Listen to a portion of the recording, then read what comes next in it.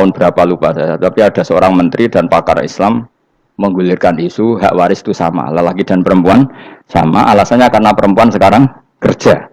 Jadi gara-gara kesamaan gender kemudian mereka ingin bagi waris itu apa? Sama lidzakari bisul hadil, saya itu ditentang. Gerakan itu pernah menguat, termasuk yang bisa dengan tanda kutip bisa menghentikan gerakan itu termasuk itu saya. Yang aneh-aneh. Oleh Abdul Qadar yang mulai tanggal 1 Ramadan, malah ulama sedarane mulai ruwah, iso ruwah wingi. Oh, kalau sering toleh Abdul Qadar kadang mulut, kadang Dzulhijjah. Kalau kan jenisnya on time. Kayak wong melarat, dene dhuwit pendak entuk THR. Nah, wong marah pangeran ya sawal selo besar ya untuk napa? Lailatul Qadar. Mergo Lailatul Qadar iku malam diturunane Quran. Quran itu turun Ramadan tok apa tau Sawal ta? Sawal ya tahu, Dzulhijjah tahu. Dzulhijjah tahu. Bolak-balik al-yauma akmaltu lakum turun to bulan apa? Dzulhijjah. Kuwi mari amatir, itu angel terus. Sing darane Lailatul Qadar iku malam diturunne Quran. Quran turune iku piro? Ya macam-macam, Ramadan nggih bolak. Lah tapi ana kelas-kelas premium, ana kelas umum, sing kelas umum wis pokoke Ramadan. Sing ganjile dipilih salah sitok. Berarti itu pembatasan apa? Nah, Quran dhewe turun coba surat paling terkenal, ayat paling terkenal al-yauma akmaltu lakum turun tanggal piro? Tanggal 9 Arafah Dzulhijjah haji wada. Padahal ta'rif Lailatul Qadar apa unzila fihil Quran. Ya tapi ilmu ini mari debat biasa. Semua wong ora takok wong Gus nuzul Quran tanggal piro 17. Lailatul Qadar tanggal 21. Ya jare nuzulul Quran yo pas Lailatul Qadar. Wong-wong lak muni bingung nang wong. Nah aku sing ra bingung. Lha kok ora tau mikir jajal. Nuzulul Quran sing resmi ning kitab-kitab tanggal piro? 17. Lailatul Qadar tanggal. Padahal Lailatul Qadar disifati apa? Malam turune. Quran. Nek ora tau bingung ngono. Wong ana kadang ngirim wong goblok, wong kok ayeme ngono. Ya ora tau mikir. Aku men goblok-goblok. Dadi ana ilmu paradoks barang ya tenang, ya santai. Padahal ya tak bedhek ya nuzul Quran tanggal piro sing resmi cara kitab-kitab. 17 Ramadan. Lailatul Qadar sing resmi 21 nganti 29. Terus Lailatul Qadar iku wulan apa? Wulan diturunkannya Al-Qur'an. Berarti tanggal piro?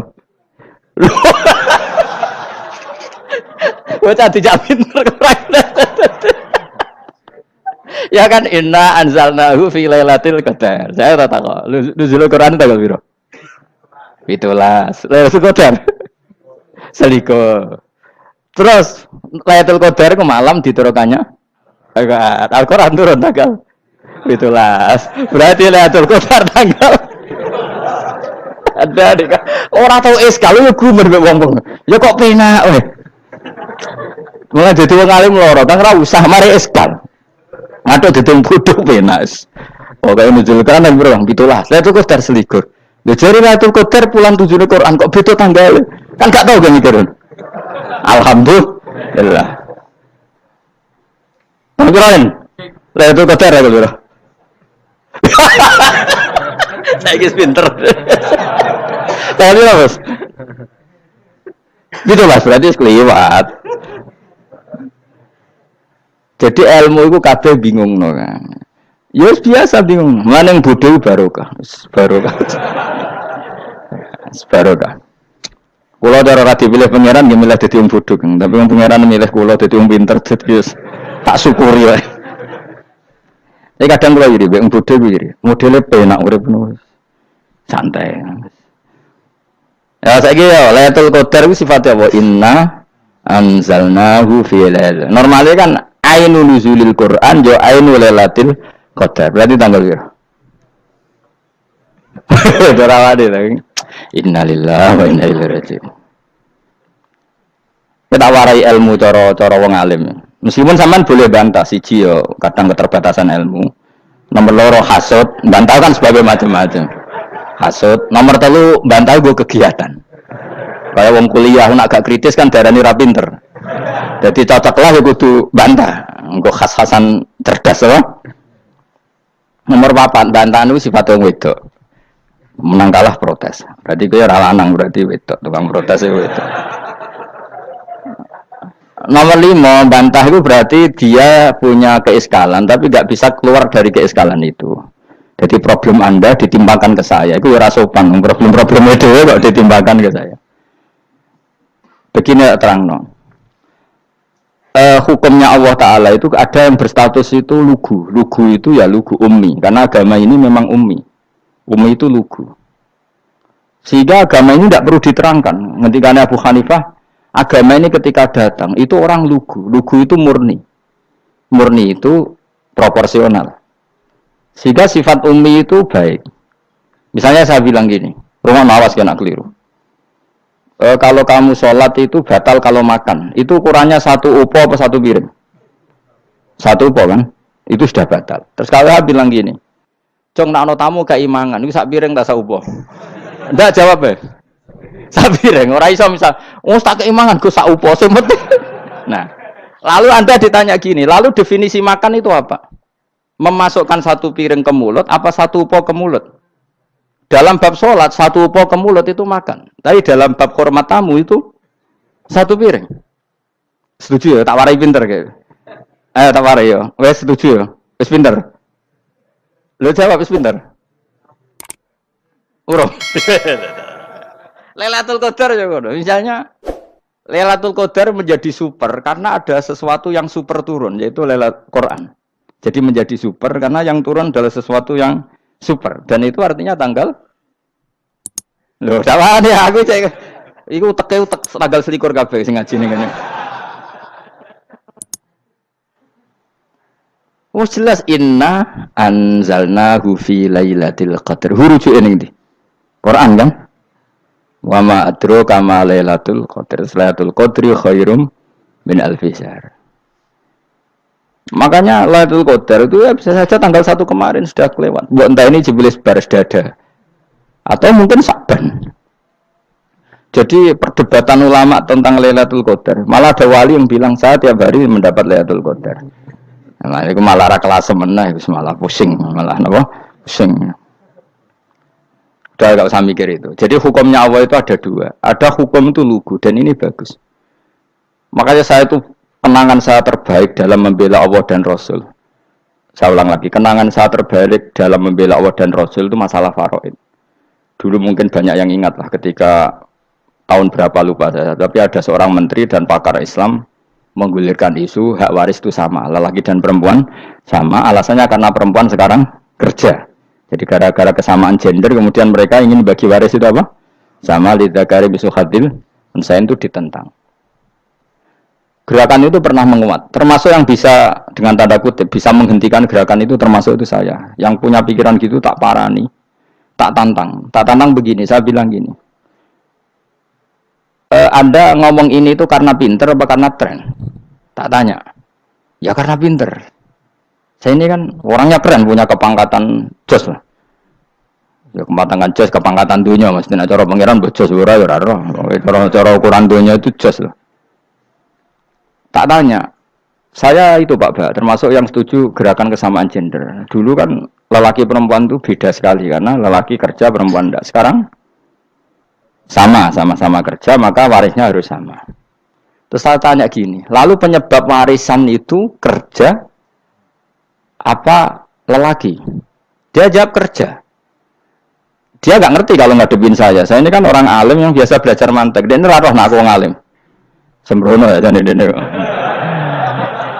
Ketika tak tanya gini, lalu misalnya saya punya anak, yang anak saya putri itu direktur BUMN atau direktur bank atau direktur PT besar. Kemudian anak lelaki saya idiot, goblok.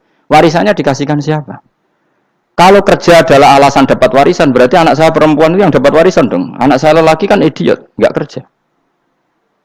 Lalu warisan itu berdasar prestasi apa empati? Kalau berdasar prestasi malah Anda ini aneh. Sudah kerja direktur BUMN hanya karena dia kerja, dia dapat warisan karena Anda bilang asbabul irsi adalah kerja.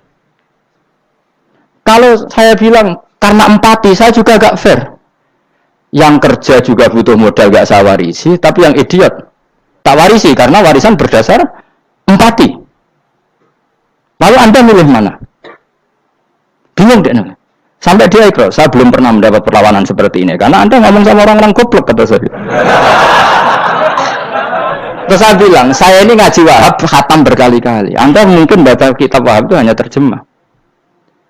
Maka menurut Islam, yang menjadi hak waris itu sebabnya zukurah wal unasah. Kelelakian menjadi dapat 2 bagian, keperempuanan menjadi 1 bagian. Dan itu Islam tidak mau urusan dengan prestasi maupun empati. Mujarrodul zukurah dan mujarrodul unusah. Sehingga dengan seperti ini tuh Islam nggak ribet. Coba kalau kamu pakai ilatul hukmi, pakai cara berpikir logika, malah ruwet. Karena tadi, kalau kesamaan gender itu karena perempuan kerja, lalu misalnya yang lelaki idiot misalnya atau pengangguran, warisan kamu kasihkan siapa? Kalau kerja itu menjadi alasan hukum, kamu kasihkan yang perempuan kan? Aneh enggak? Yang sudah kerja malah kamu kasih warisan yang nganggur? Enggak. Berarti berdasar prestasi atau berdasar empati. Kalau kamu dapat warisan, idiot dulu dong. Idiot dulu, goblok dulu, kecelakaan dulu, baru dapat warisan karena dapat empati. Yang sudah PNS nggak perlu dapat warisan karena sudah juga ruwet. Fikih seperti ini ruwet nggak? Ruwet. Nah, kata Imam Haromen gurunya Ghazali, agama itu kadang dinuna dinul ajais. Kita ikut yang lugu saja. Allah bilang lelaki dapat 2 bagian dari perempuan, ya lelaki ya yang punya alat kelamin, penis. Perempuan yang punya farji, ya sudah gitu aja, gak usah ruwet-ruwet. Kenapa begitu? Ya sudah seperti itu. Nanti lama-lama gini kalau diterusin. Ada seorang dokter fikih perempuan. Dia menguasai fikih sholat. Ruhin lanang tapi gak menguasai fikih sholat. Rohnya mau pesolatan misalnya. Lalu yang jadi imam siapa kalau berdasar prestasi? Perempuan dong, karena dia doktoral fikih sholat. Dia menguasai aneh-anehnya sholat. Goro ibu masaili sholat dia menguasai. Sementara Rukin takoi sholat apa Rukin? Pokoknya ini Gus ngadeg terus lugu, terus ngadeg balik. Apa? Ada bulan. Nak salam ngalerin. Dia tahunya hanya itu dok. Lalu kalau nuruti imam sholat adalah yang terpandai dalam fikih sholat, tentu yang imami perempuan. Tapi agama ini tidak seperti itu. Pokoknya wong lanang imami, wong beda. Jadi makanya kata Imam Haromen dinuna dinul ajais sampai Said Muhammad itu sering ngutip beliau gini kan, Allahumma imanan ka imanil ajais, ya Allah. Semoga iman saya menerima konsep engkau itu ka imanil ajais. Imannya wong wedok-wedok sing lugu. Ajis itu perempuan lugu yang sudah sepuh. Jadi misalnya ngukur anak seneng ya anak kono gedang goreng, ngekei duwe, ya lugu saja. Itu bagus. Daripada kamu pakai argumentasi, karena argumentasi ini sebetulnya kelihatan cerdas, tapi ada kebodohan masif. Karena tadi, kalau hak waris kita otak-atik dengan prestasi, maka yang pro empati akan protes. Paham ya? Masa yang sudah kerja dikasih banyak, yang idiot enggak? Tapi kalau berdasar empati juga aneh. Masa dapat warisan harus goblok dulu, harus kecelakaan dulu. Maka Rasulullah pernah ngendikan ketika ditanya, lalu warisan untuk siapa ya Rasulullah? Nabi jawabnya lucu. Fali aula rojulin dzakarin. Jadi Nabi sempat ngendikan kata rojul.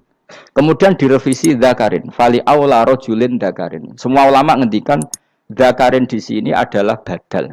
Nabi ngendikan rojulin, kemudian Nabi ingat kalau rojul itu identik dengan lelaki dewasa, apa? Kemudian Nabi mengulang lagi zakarin, tidak harus dewasa, yang penting lelaki. Jadi meskipun baru lahir, kalau dalam keadaan baru lahir namanya apa? Kan zakarin kan, belum bisa dikatakan rojul. Paham ya? Nabi ngulang 2 kali, fali aula rojulin zakarin. Ini penting saya utarakan supaya clear. Jadi agama itu gak usah diotak-atik. Ya itu tadi, misalnya imam sholat itu lelaki, ya sudah lelaki. Lelaki itu apa? Yang punya alat kelamin lelaki. Jangan dibalik ini. Yang dikatakan lelaki itu orang kuat. Jika meskipun perempuan kalau kuat, misalnya perempuan anggota poluan, lelakinya cemen, idiot, maka imamnya perempuan gitu. Karena makna lelaki adalah kuat. Ini keruwetan. Jadi agama itu tidak seperti itu. Nah sekarang kembali ke pilihan. Yang dikatakan pilihan itu orang hebat. Apa yang dipilih, apa berdasar definisi, apa berdasar kehendak yang milih. Loh kok mulai do pinter, tumben do pinter. Alam raya ini milik Allah. Dan semua di alam raya ini milik Allah. Maka dipilih dan dipilih itu terserah yang punya apa terserah kita. Apa terserah kriteria, apa terserah definisi. Dalam konteks kita sebagai objek diambil, tentu terserah yang punya. Kemudian Allah bilang, orang-orang itu saya pilih. Nah kalau milihnya Allah berdasar kepunyaan, tentu Allah boleh dong memilih orang yang sebetulnya berstatus dolim. Ya tapi ya tetap dia dolim, tapi ya tetap dipilih. Kenapa ya? Karena Allah yang punya. Saya misalnya orang kaya, boleh nggak punya HP buruk? Boleh kan? Terserah saya. Saya orang kaya, beli HP mahal, medium dan paling